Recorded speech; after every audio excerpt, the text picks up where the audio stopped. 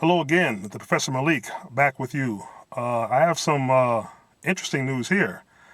Backstage news on the USA Network being upset with the tough enough bullshit, which I can understand.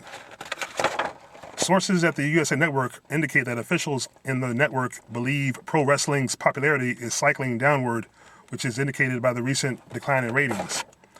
USA Network reportedly feels that the format of Tough Enough being taped and isn't live working because it doesn't give the judges enough time to make a fair decision, and fans are only given a few minutes instead of a full day or a full week to vote. They apparently feel this turns off the audience and leads to a poor word of mouth buzz. Well, surprise, surprise. Have you seen the first three episodes? I mean, I have. For those who have, know what I'm talking about. The casting session was a joke. And two of the judges, of course, being Monty Sop, aka Mr. Ass, and he's still an ass from what I can see, and Amy Dumas, both of those are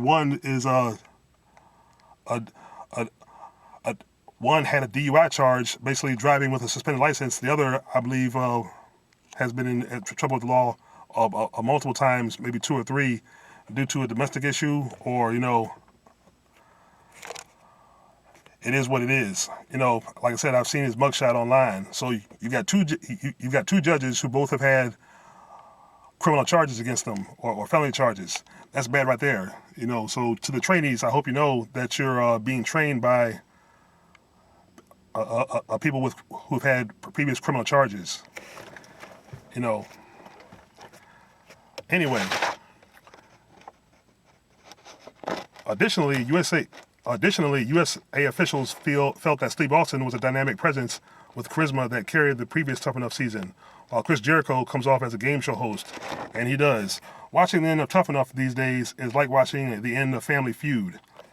Judges are given a save each week to if they want to save one of the contestants, then the fans vote on the WWE Tough Enough app to vote off or to vote to keep on their favorite contestant.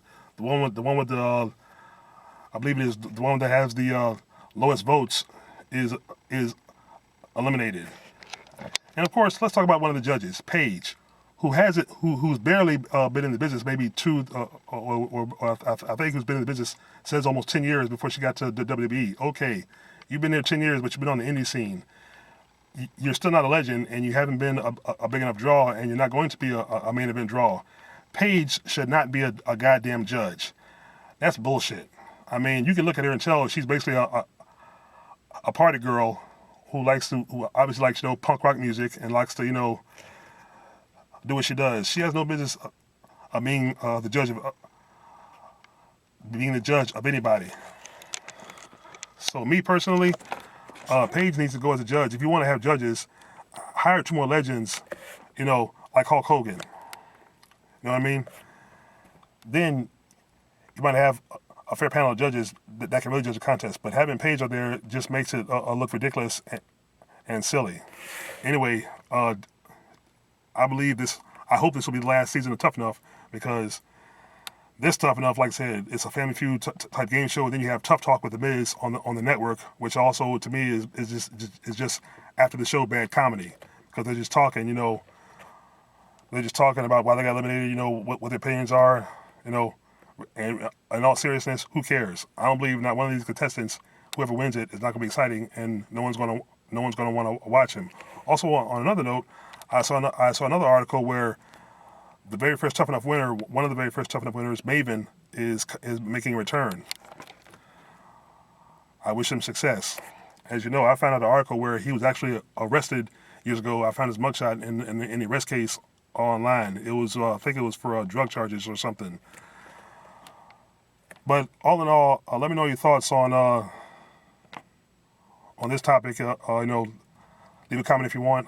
Also, like I said, if the ratings for this show decline, I'm surprised the ratings for Raw aren't almost in the toilet for their material in the past month and in the past months, because Raw is just getting really bad.